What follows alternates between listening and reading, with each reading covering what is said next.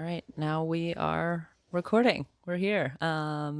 This is Short Story Long with Serena Thiel. I'm here with Arielle Isaac Norman. It's going to tell me a story that she doesn't get to tell very often. You told me we were going to keep them short, Yes. but now you're saying to make them long. Okay. No, I get a short story medium. Don't tell me to go long. It's better to tell me to go short. It will Arielle still will be long talk. enough. It'll still. Cool. Yes, Short Story Medium, perhaps a better name for the show. We're already making edits. No, it's a horrible name for the show, but Cool. Well, thanks for coming by. I appreciate it. Welcome to my home. Yeah, I guess we've been hanging out, so I guess we can just jump right in if you... Do you want, though, I mean, should the audience have like any, because this story is going to be like a lot probably to start with, so maybe you should ask me if just a warm up Just question. a warm up. How are you doing? What's been going on this week? Your girlfriend had a birthday this week. I saw that. Yes, my girlfriend turned 21. Okay. Just kidding, but it's an ongoing joke because she's Chinese and looks somewhat younger than she is. Mm-hmm. So we've been together for a little over 3 years. So from the first birthday, I started this, I guess, 2 years ago. Okay. I posted happy birthday. I called her 19. And then last year I called her 20 and this year I called her 21. But Nice. It's funny because I do lose followers every year when I do this. I definitely saw that and I was like, whoa, okay, interesting. But did you really think she was, I mean, she's 34. No, I mean, like, I wouldn't have guessed that, but I was like, I don't know. I guess why wouldn't it have occurred to me that you were joking? But of course you were joking. Yeah. I guess I do have a really dry and deadpan sense of humor a lot of times, and I don't always signal in any way that I'm joking, which it is bad for social media. I have to figure out how to have, because I do go in and out of kidding and being serious a lot, and without signaling it in any way. Yeah. So I should probably, I was thinking about starting to wear like funny outfits when I make videos, which I forgot to do again this morning, but Funny outfits. What are you picturing when you picture a funny outfit? well, not like a whole outfit probably, although maybe it'll scale up, but I have that gay rainbow poop hat. I do know this, infamy. And so I could wear that. I also have like a ridiculous blonde wig that was supposed to be an Ellen wig that I had for like all these things. Like I have blonde wig so similar to your own hair. No, but it's like really stupid looking. I don't even know. I think it's, Again, Ellen so had this similar hair. to your own hair. On a scale of stupid, it's even worse than my hair. It must have been maybe Ellen. I don't know if it was actually. How if you type in like Ellen wig to Amazon, I don't know if it was I have actually. never done that.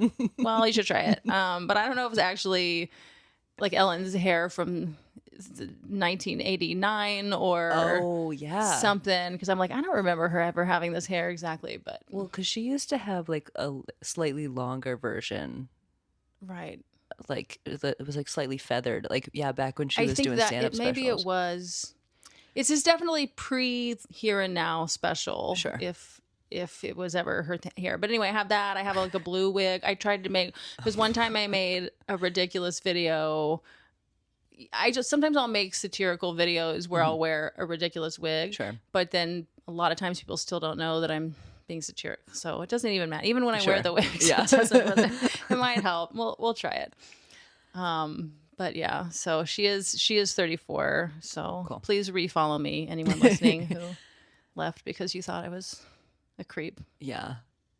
I was like, you live your life, you do what you want. But I think it's great that people think that she might be 13 years younger than she is. I mean, I could see if I said she, I mean, she could easily pass for 26 to 29, I guess, but it's a bit of a stretch.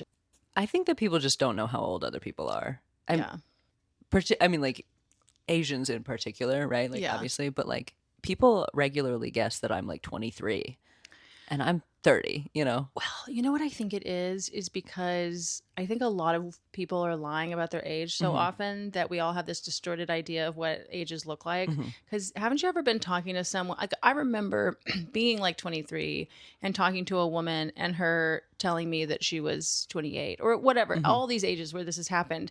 And the woman who says she's 28, I look at her and I'm like, Jesus Christ. She were like late 30s. Jump You scare, know what I yeah. mean? Or yeah, or someone tells you they're 32 and you're like, God, I thought, Yeah. sometimes like I'm 32 and then I look back and go, oh wait, all those women who said they were 32, they weren't 32, No, yeah. or I'm 32 and I'm talking to a woman who I think is 40 and we then suddenly she goes, oh, I'm 32. And I'm like, no, you're not. No, I'm you're not. 32. Yeah. But maybe they are because a lot of these people aren't using sunblock. They're not drinking water. It's all alcohol or. Yeah. Yeah. Not drinking water, I think. It's like, yeah, taking good care of your skin is like the biggest thing in It's the biggest thing. And white people have just learned about it. I know. Yeah, Many it's new still for haven't. us. It's Yeah. new for us. I didn't use sunblock for like it's off and on, like on days where I was gonna be outside for 8 hours in a row. Like, Sure. but until I got with my Asian, woman, and I say that because any Asian would have done that. It's not particularly the Chinese that she did it. But now I have a Korean skincare routine, Yeah. and now I barely go out in the sun. She's such a vampire that I like wind up that way too. And I use sunblock every day, pretty much. You know what I mean? We have special stuff. So, but until 3+ years ago, it's pretty spotty. I would wash my face just with hot water and move on. That's crazy. So I think I started using lotion with my most recent ex-wife. So that, well, like by the time I was like 30, I probably started using just lotion. But Okay. apparently it doesn't even do anything if you're not using the toner and the layers of stuff. Okay. I didn't know any of that. I'm still just using regular moisturizer. I'll send you Okay. a package. What's the word? A regimen. Thank you. Yeah, I probably need to get on that. Although people You look great. think Some I'm of it's young. probably just genetic. I think I do. You drink water. Yeah, I drink a ton of water. I think the people who are drinking just the Diet Cokes and not the water are the ones who really are looking. Well, I think also like exercising regularly has a lot to do with Yeah. it. Like I feel like regular like expression of sweat. Yes, is, you like, got to get the good. toxins out through the sweat. Yeah. And I know that this might sound crazy, but I feel like if you're healthy, like sweat doesn't smell that bad. No, that's true. That's true. It all depends on your diet and whatnot. And like the more you sweat, the more it's getting cycled out all the time. So you're not saving up a bunch of toxins and all of a sudden sweating. Oh yeah, totally. It all matters. But there's also people who are healthy, but they just eat way too much like just cumin and onions and stuff that's like pungent.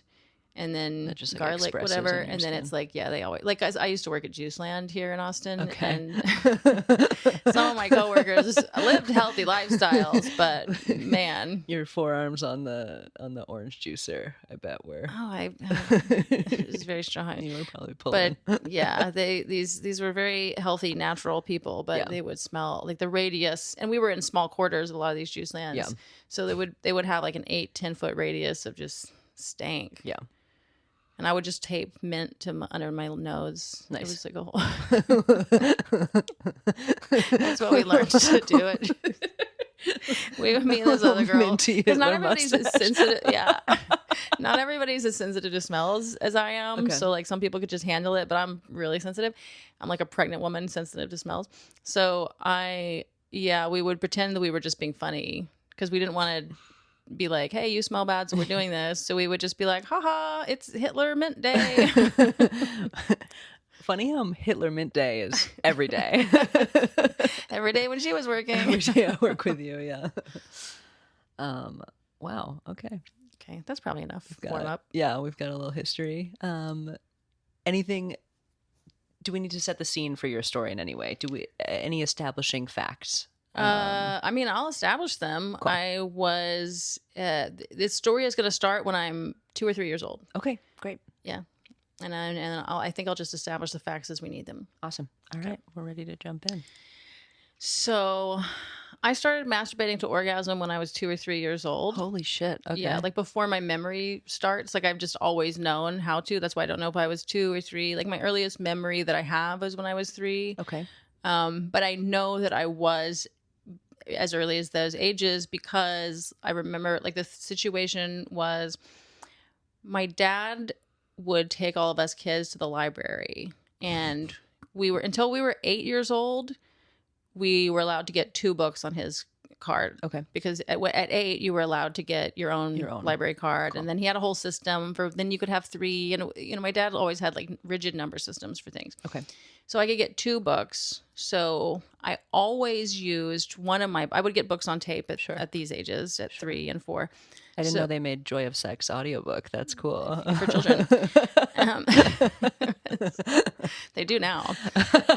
But these were, the books where it's like, do you remember this, where you might be too young even, where it would be like that plastic cover and there would be the book and then they would have the 4 tapes of the book, or the one tape. Yes. Yeah, I do remember that. So I would always for one of them, I would get a new book on tape, but then I would always use one of my 2 on Curious George Goes to the Hospital. Okay. Because I used to love following along with that and then going to my bed with my little green blanket. Okay. Because it turned me on, because Curious George eats a puzzle piece and then he has to go to the doctor, and then the doctor has to put him under.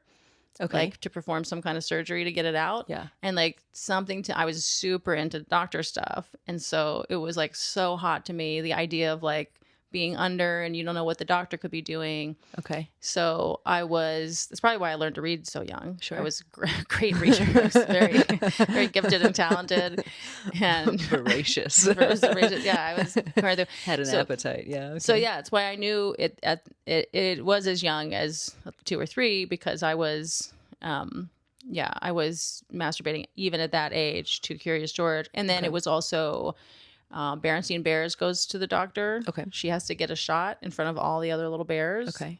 Berenstain Bears Goes to the Dentist was good, but not as good as the doctor. Yeah. There were a lot of things. It was like Ernest Goes to Prison, or there was some of the Ernest, even though he's so ugly and weird looking, like that wasn't it sexy, but it was just something where he gets a shot. Like there was another little book that we had where you had to get a shot. Like, so I was super into doctor stuff.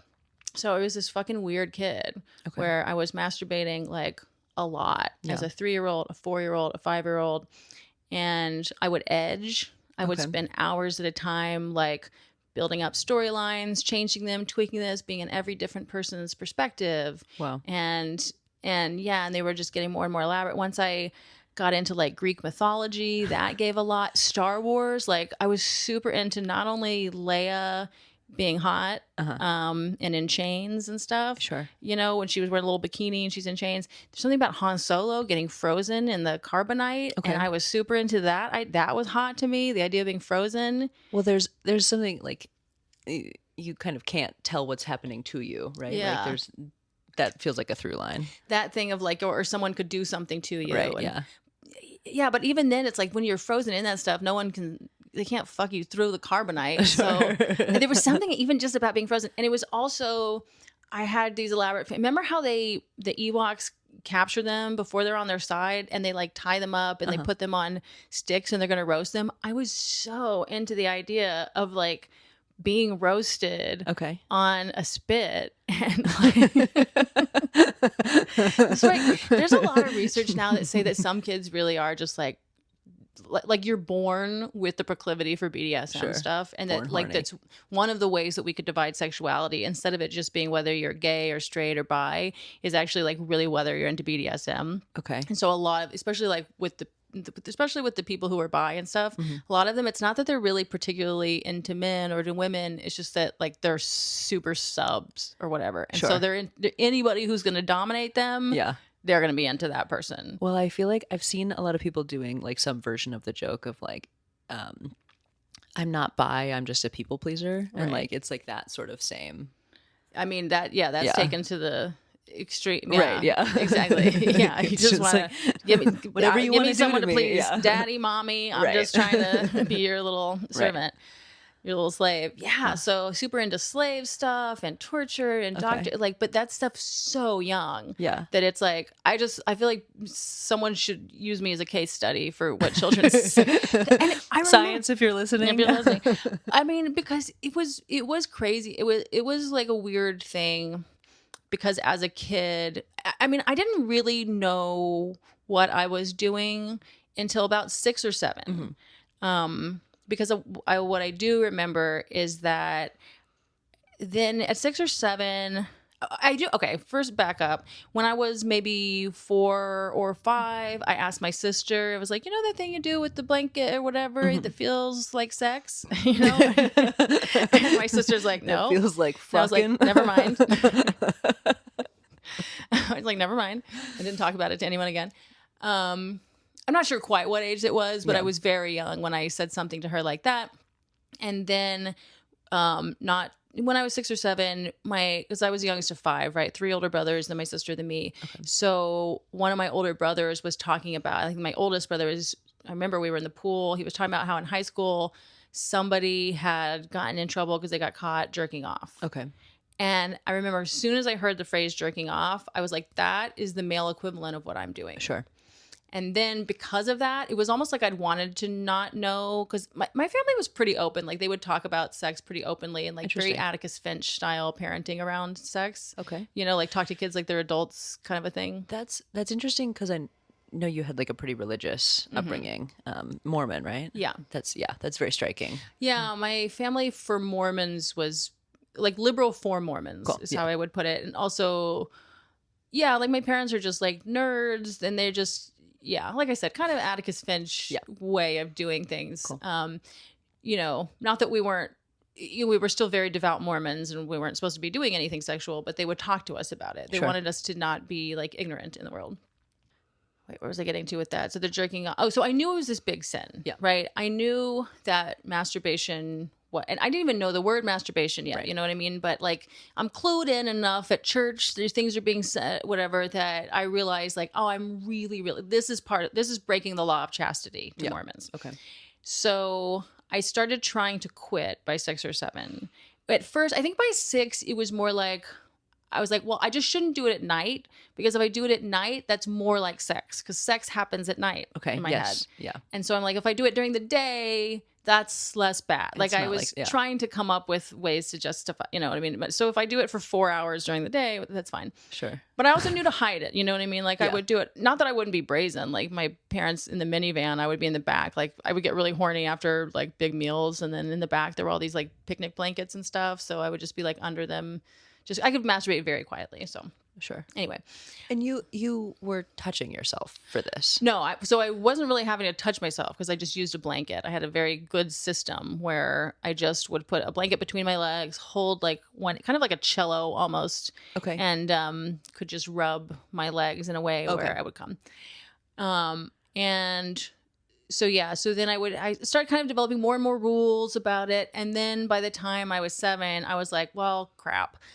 I'm supposed to get baptized at 8. As a Mormon, you get baptized at 8. Okay. And because that's the age of accountability. Okay. And so then it's kind of like, well, when you get baptized, that washes away all your sins, right? So then after that, I really need to not masturbate anymore. Yeah. Because I gotta be perfect for the rest of my life, I guess. I didn't really understand. Like theologically, it's also like not only every time that you take the sacrament, you're forgiven your sins, but like even in any moment, if you are in relation with Christ, then your sins are cleansed through the atonement. Like that stuff's not really, you know what I mean? Things are taught very in these concrete ways to kids, and you get these weird messages. And so I really wanted to get all my sins wiped away because Mormons have a lot of talk about like being perfect. Okay. And of course, it's not like really what that means, but I was so worried about my eternal life, my eternal wherewithal, because in Mormonism, it's not just heaven and hell. There's all these layers to heaven, and I wanted to go to the best one and all that. Of course. And so I was really scared. I was like, maybe I can just be perfect and never sin after I'm, So the gun will go off and you'll be like, okay, I got this. Let's go.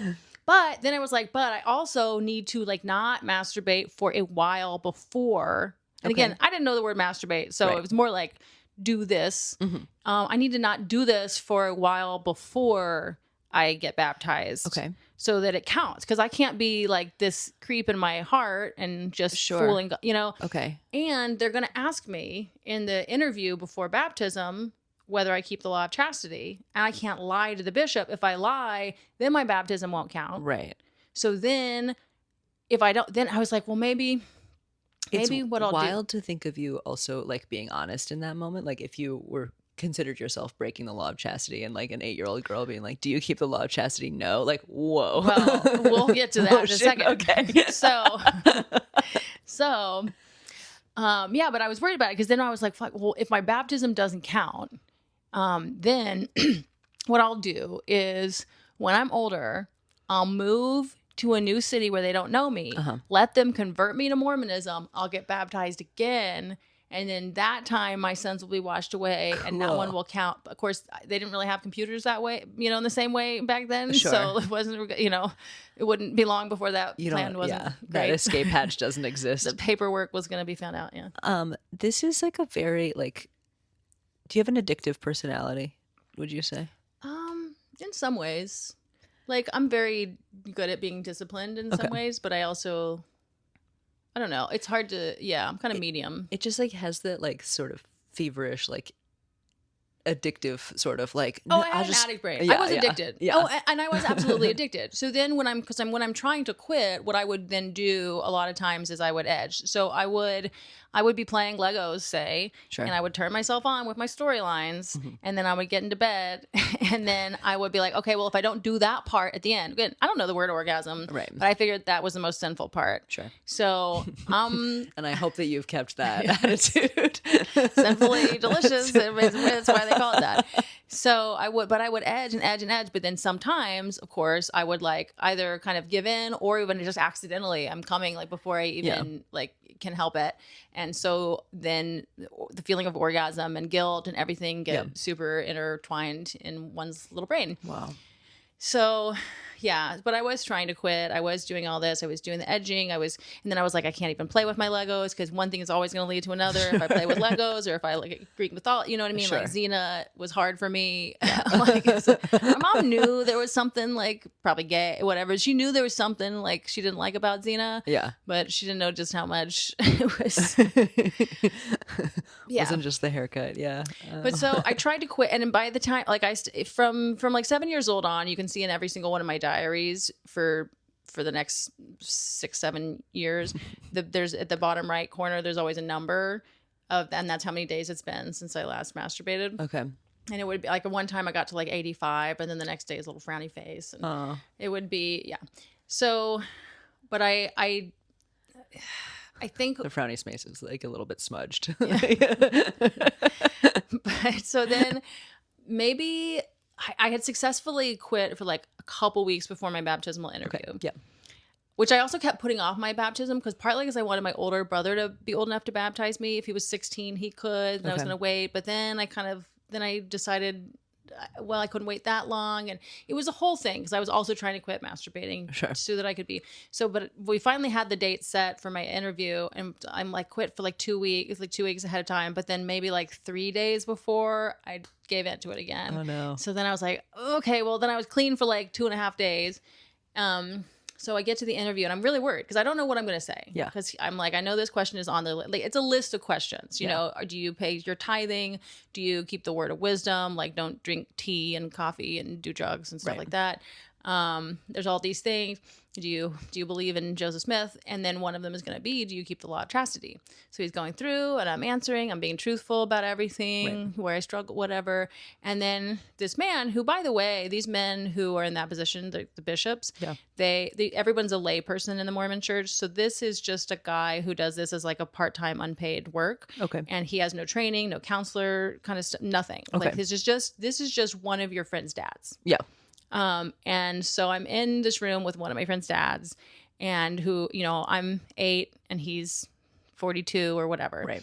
And so he's asking all these questions. And once he gets to, he's like, well, and then of course it asks here about the law of chastity, but I mean, obviously you are, so we'll just skip that one. And I was like, thank you, God. Oh my God. I really, truly like. He saved you from having to lie. He saved me from having to lie or tell the truth. Like, I don't know what I really don't know what I would have done. Yeah. I don't know. I genuinely have no idea whether I would have lied or told the truth in that moment. Were you alone in the room with the bishop? Okay. Oh yeah.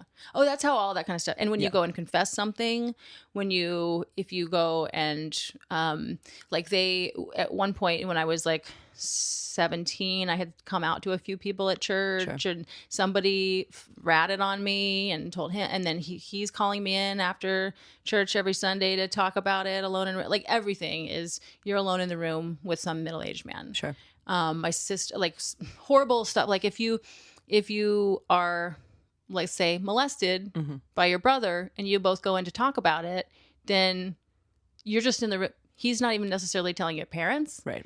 And you're just in a room, and you don't know your brother's in the room later getting told to do the equivalent of a few Mormon Hail Marys. Right. Yeah. And you're not getting told to go talk to a count. Like, it's Right. really, some of that stuff gets really fucked up. Not that every bishop is like that, but with no training, there's a lot of real bad No outcomes oversight. Yeah.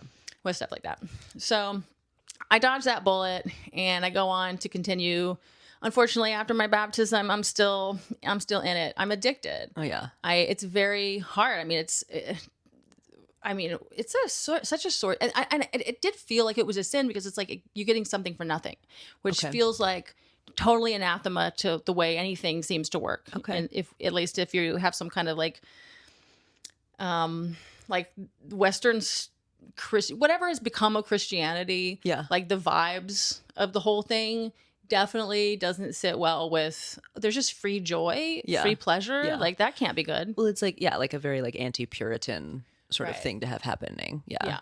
Huh. And that's what I was going to say, is the other thing that was so weird, like not only with that interview, right? Like that moment where, because not only am I off the hook, but there's also like a real shame to that. And it's something I would feel with, like I would hear adults say things all the time about how like children just don't have sexuality, or like this would never be, you know what I mean? The way that adults would talk about children's sexuality as though like we are so innocent and it doesn't exist. And that's probably true of a lot of kids till some age, but it is not true of all kids. Right. And so that is something I do kind of want to put out there, is, and a lot of parents know that. They'll see their little kids masturbating, whatever, but I think they still always assume that within that kid's head, they're just going, I love unicorns.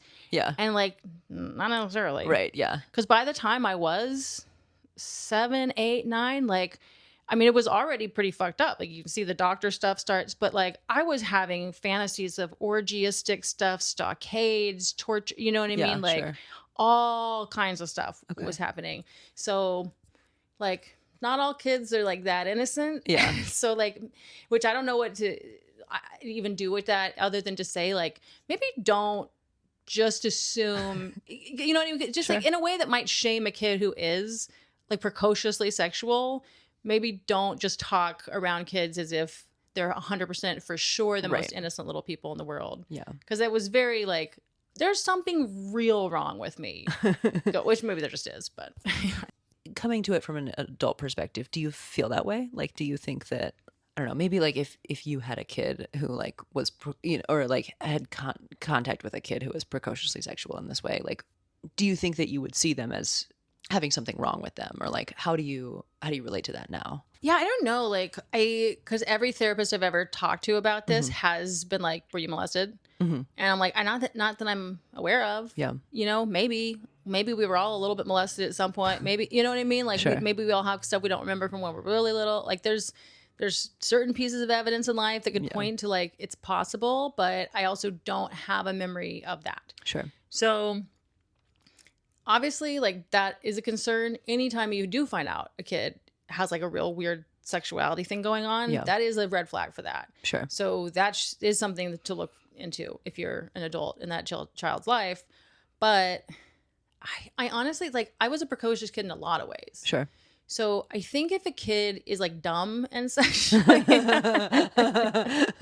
not an advanced reader, right? But you know what I mean? Like there is something where if you are a reader, like if you read well above your grade, then you're maybe also going to get access to, and not just read, because it's like the words you understand too. So when you're watching movies and TV, when you're reading book, like you're getting a lot more out of it. Totally. So I think there's a lot of stuff adults will put in, even in Disney movies or whatnot, where they'll put in little jokes for adults that they don't think the kids are going to get. Yeah. But some kids do, you know? Yeah. Or whatever. There's books where, like, my parents were always, we couldn't watch R-rated movies as Mormons. Sure. You're not even allowed to at any age, really. But we basically couldn't watch PG-13 movies. They would make an occasional exception, and they would edit Jurassic Park or Titanic so that we could watch it without the boobs. No tits, yeah. Yeah. But for the most part, but if it was in a book, then it was fair game. Sure. You can read anything you want.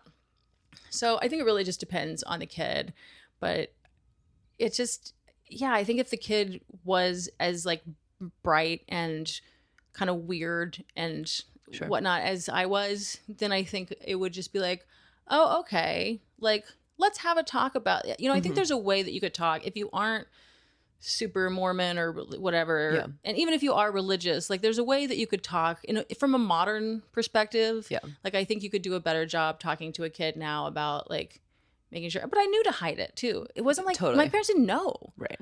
Like I think I did wind up telling my mom about this experience to some extent when I was like 20 or something. She had no idea. Yeah.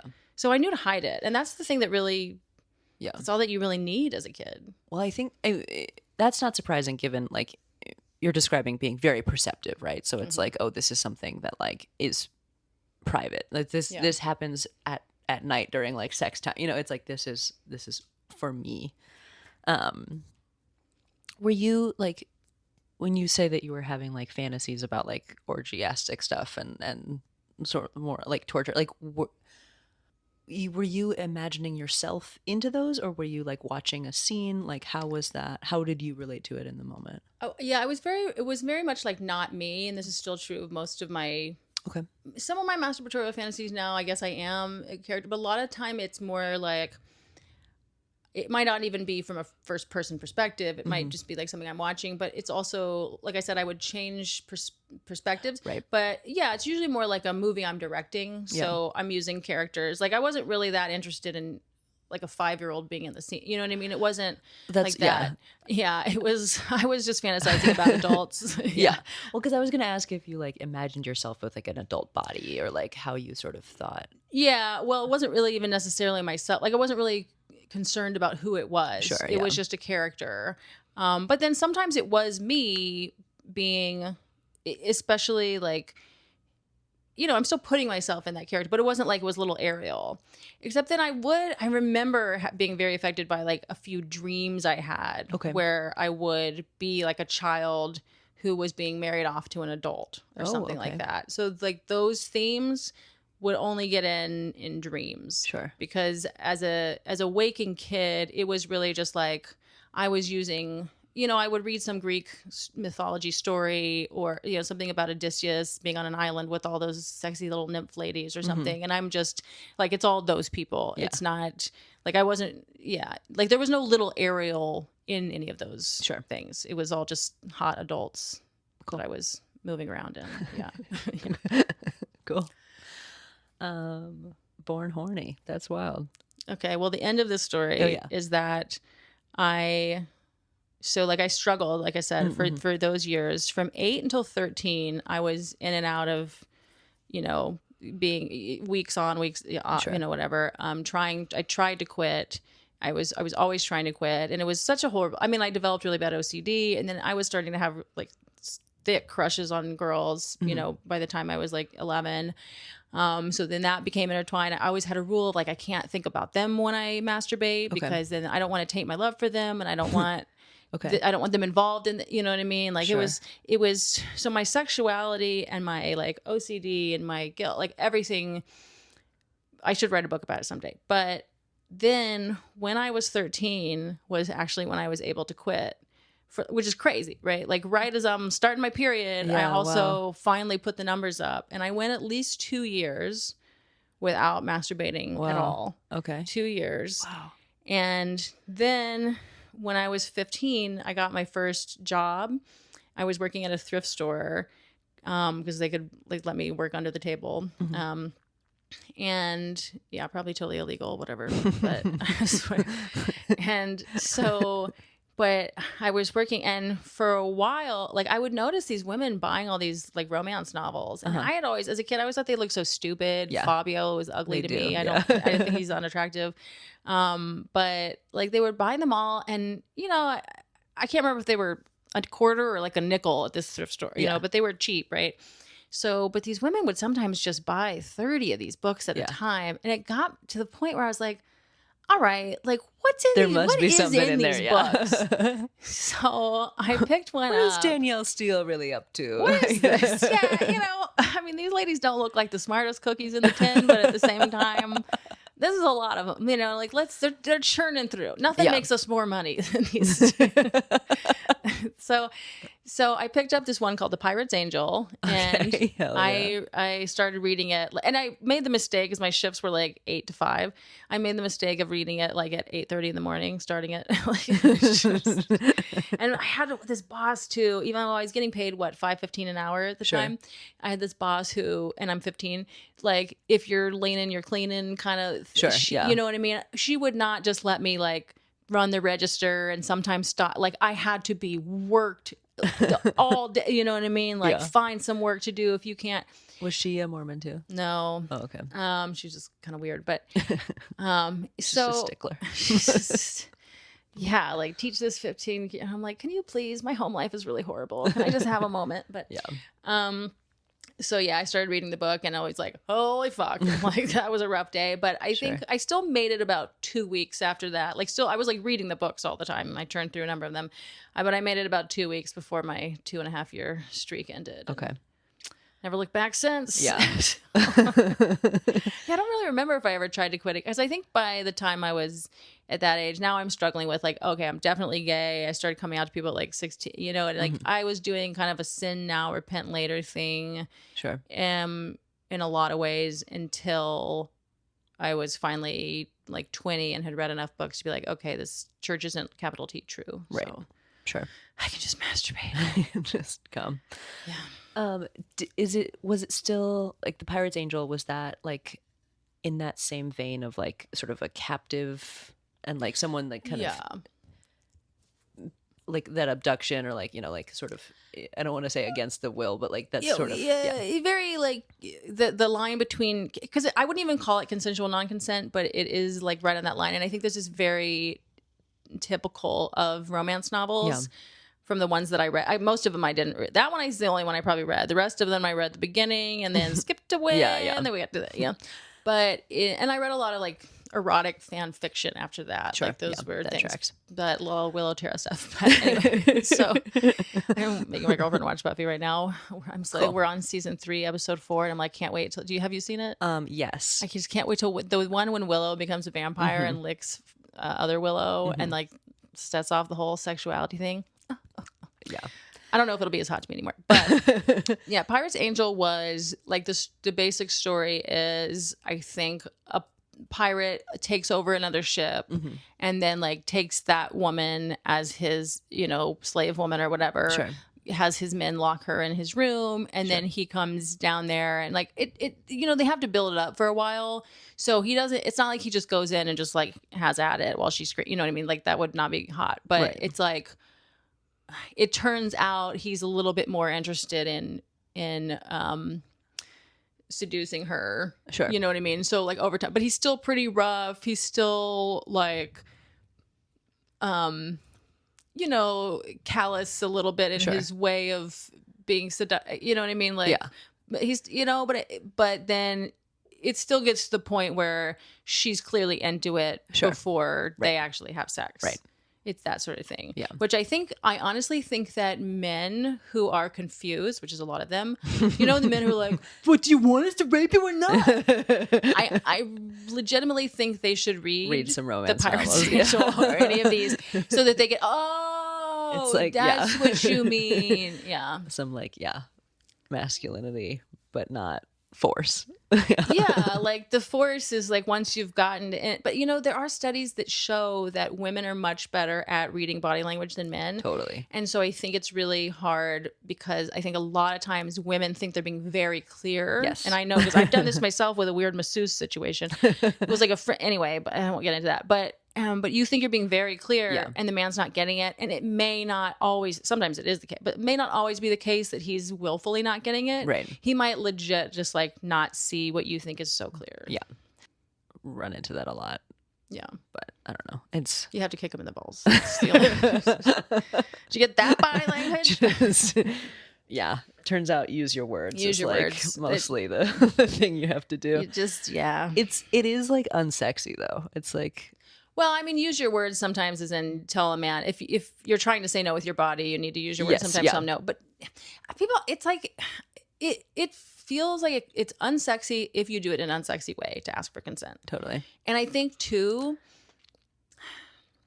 it's really hard because what you want to say to men is like, you don't have to get ongoing, continuous verbal consent explicitly unless you're all autistic or something. Right. Yeah. Okay, maybe so. If you know what I mean? That's probably the problem. You can't make these blanket statements for every population. Yeah. But if you're like a neurotypical enough man, you shouldn't have to get a like, yes, I would like to have sex with you right now. Right. Yes, include putting your penis in my, you shouldn't have to get that. You should be able to read the body language to some extent. You know what I mean? Women are very good at usually being very encouraging with our moaning and this or that. So, Totally. So usually if we're into it, you're going to know. I mean, You'll especially notice, by the time, if you're already kissing, you should be able to tell whether she's into the kiss. Right. You should be able to tell whether she's into moving on and whatever. Yeah. But then some women do freeze up and they're not, but if a woman's freezing, you should stop. Right. Yeah. Just like, this is clearly not that like as comfortable as, you know, whatever. Most good sex doesn't involve a huge amount of asking. Right. But that's also like, have you just spent the last 6 hours having an amazing date where you guys are clearly so into each other and she can't wait for you to kiss her? You know what I mean? And all that. Or are you just kind of hoping she wants to have sex after an ambiguous date? Right. Like, there's so many factors at play. So it's like, but you try to tell people like, look, I'm so tired of you guys getting this wrong that here's this hard and fast rule. Right. Right. Yeah. I don't know. I don't know if we've kept this as short as you want. Turns out men and women communicating. Really anyone communicating, but okay. That's a great story. I was thinking while you were telling me, like, I asked the last person who came to do this, like, why don't you get to tell this story a lot? But I think I know the answer to that question. But if you'd like to answer, I'll just add the fact that like it has come up every now and then on stage. Okay. And like it's not something I ever plan to talk about. But like either because something the last comic said just jumps up, but then I don't. It's like if I go into that story immediately on stage. It usually does not go well. They need to get to know me a little bit, which is why I was like, let's warm these people up. I know that people are going to turn this on and hear it. It's like they hear someone even talking about their own experience masturbate. It's like a child's sexuality can be so like, oh no, to people. But I'm like, look, it was me. It was me as a child by myself. Yeah. And this is just the reality. But usually if I have already talked to the audience a little bit, like there's ways that like I can kind of bring it up through like this bit I have about like whether tampons are pleasurable or whatever. And then sometimes if it feels right, then I can like talk about it. I'll get into it a tiny bit. Yeah. How's the reaction when you do that? Do people? If people are warmed up, and they like me, then a lot of time it can be really fun to talk about it because I do love shocking audiences and I love like just sharing something that is weird. Like I said, I don't like it when people like believe something 100% that's not true. Which is in this case like that children don't have any kind of sexuality. That you might not that there's no 5-year-olds out there who are dreaming up about orgies. It's not true. It's not true. So, I was one. Yeah. Do you feel like the laugh lines come from like you describing the fantasies that you were having, or like from describing like your interview with the bishop, or like where do the pops come in when you do get to talk about this on stage? Yeah, I don't know if I've ever talked about the interview with the bishop. Like maybe one time if there was like some Mormon audience or something, or someone was asking me about that. It's hard to remember, but I think when I get the laugh lines, it's because talking about like the Curious George and the Berenstain Bears. Because it's such it's a crazy, or like that was edging too, like those kinds of things. Because to imagine a 7-year-old literally spending 4 hours just like edging about fucked up torture orgies, like humping and a blanket like, and trying not to come as a kid like that. Like it is just kind of inherently funny if you're able to go there and you're not just like, who the fuck is this? You know what I mean? Because I've done it a couple of times where I went straight into it. That's something I think I am a little autistic about, is like like understanding, like I have to really intellectually think about who is going to see this. Sure. Who is like, do these people know me yet? Because, and I fuck this up every day online, like with social media, because it's like, okay, but some of the people who are going to see this already know me and a lot aren't. And I want a lot of people who don't know me already to see this.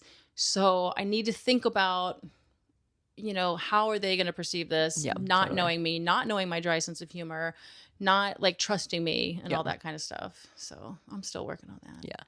Yeah. If there's like an autism like transplant thing someone could put in my brain, I don't know if there's a pill. If RFK could get involved with this. I'm sure he's working on it. Sure he is. I don't think he'd be into like a pill for it, Right, though. maybe That's not a pill. That's troubling if you want to cure something, but you don't like medical intervention. That's I don't know if he's against all medical intervention. As long as it's not a shot, it should be sure. okay, right? Yeah, the image that is like striking about this story to me is like going from 85 in the bottom corner of your diary to like frowny face. That's one that will get a laugh sometimes, even though it's not even funny. It's just sad. It's Well, just like but it's like funny how sad it is. Yeah. Well, it feels so like a horny teenager, you know, like, and that's exactly what you are at that point in the story, right? Like it's, and there, like way more people are like, oh, I was having experiences with my own sexuality. So it's like less like sort of icky. Yeah. But yeah. Huh. Yeah. Well, cool. Thanks, man. I like, I really appreciate you coming to tell me this story. Thanks. It's fun to tell it. Yeah. Don't judge me. Or whatever. This is Arielle Isaac Norman. I noticed you've been going by AI now. Is that for SEO or? It's for a lot of things. You know, it's hard. I have these two accounts, right? I have AI Mormon and Ellen DeGenderless, because Ellen DeGenderless has a bunch of followers, and I don't want to give that. And it's like, but sometimes like the problem is it's a funny name, and I like that it's memorable, and I can get a laugh on stage when I tell people it, or like in person if I'm telling. Like I enjoy that part of it, but then there's a lot of people who just assume I'm like a really annoying they them whatever person. And no offense if you are a really annoying they them whatever person, I'm just not. And so I just like, no offense if you're really annoying. Yeah, you really annoying people can like enjoy yourselves, but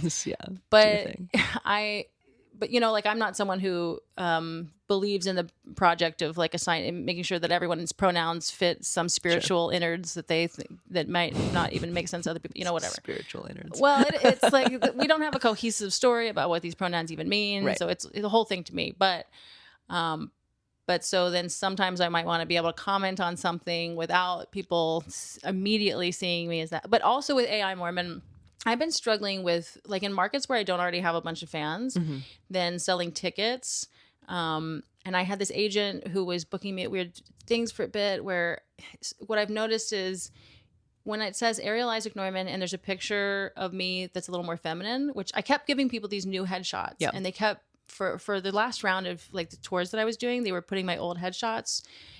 With my hair was a little longer, there's a little cleavage or something. Sure. And I'm really switching over to, in those markets especially, just going by AI Norman and putting up as androgynous photos as possible. Okay. And I'm thinking about even like taking some purposely to be even more androgynous, or having AI change them a little bit. Sure. Because I think there's a lot of people who, it's not that they are like necessarily bigots or whatever, but if you're looking at a comedy club's website, say, or an advertisement or something, and you see a lesbian who looks pronoun-y, or like someone who looks pronoun-y, they're going to think, this isn't funny. Right. This isn't going to be funny. Or I'm not going to see that, whatever. Maybe it's like, this is a queer show. This is a queer show.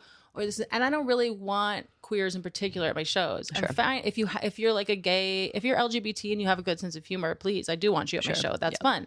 But if you're like a queer who's like offendable and blah blah blah, like that's not my target audience. And I don't want people, like, I will win you over if you're worried about a they them vegan-y pronoun whatever. I'll win you over 2 seconds after getting on stage. Yeah. But I got to get you in the door. Right. So that is about trying to get people to just see me as a person, and not seeing me as a pronoun-y leftist, annoying thing that's probably not going to be that funny. Gotcha. Cool. Yeah. Well, I'm going to continue to call you Arielle. Yeah, please just call me Arielle. If that's cool. What's always funny is like no matter what I call myself. I mean, some people call me Ellen because they don't know, but like there are people who will insist on calling me Arielle Isaac Norman in person and every time they talk. Which if they're being funny, fine. But there's people who are like, can I just or like they'll do a lineup of everybody's name, and it's everybody else is just their first name, but then for me it's all their first. Where I'm like, guys, it's a stage name billing thing. Two of those names are male names. Yeah. And so it just like corrects the balance, it Right. just it makes more sense. Especially Ariel is such a like feminine name, Well, the name Ariel, Ariel, was a male name. Yeah. It's a Hebrew male name. And then my parents did the feminization of it. And then The Little Mermaid came out like 2 years later. And then it became like this girl's name, even though that's not correct in terms of how language should work, whatever. Just the EL is like Michael and Gabriel and whatever. But yeah, so it's meant to balance it out. But, and I don't know, something about Ariel Norman just started sounding weird to me on its own, and it just became a thing. Yeah. But I like AI Norman. Like I would be totally happy with it just being that. But then it also kind of sounds weird. Maybe just when my friends are hosting and they say it sounds weird. I don't know. I just like nothing feels right to me. But yeah, so it's always just funny. It's like can I call you Ariel? Yes, just call me Ariel. If we're just talking, whether we're friends or just call me Ariel the same way you would call anybody their first name. Right. Yeah. Anything you want to plug? I'm trying to like help you in your own show. You just keep. Yeah, I guess I should have an outro. Thanks for listening to Short Story Long.